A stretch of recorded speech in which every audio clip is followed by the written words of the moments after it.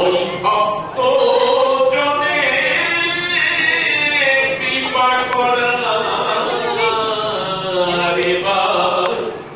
বুঝি আমার সময় হলো।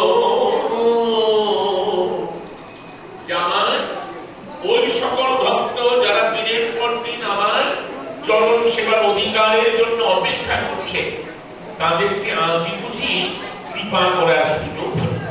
এই ভাবনা নিয়ে সমুদ্র শাখাদের বলে যে ওহের শাখা তোমরা তো ক্ষুধার সুখের আক্রমণে আক্রান্ত, এখান থেকে যদি আমরা গৃহে ফিরে যাই তাহলে গৃহ পর্যন্ত যতটা দূরত্ব, এখান থেকে আমি যে জায়গার কথা বলবো সেই জায়গার দূরত্ব অপেক্ষাকৃত কম। এখানে গেলে খুব উপাদেয় খাবার দ্রব্য পাওয়া যাবে।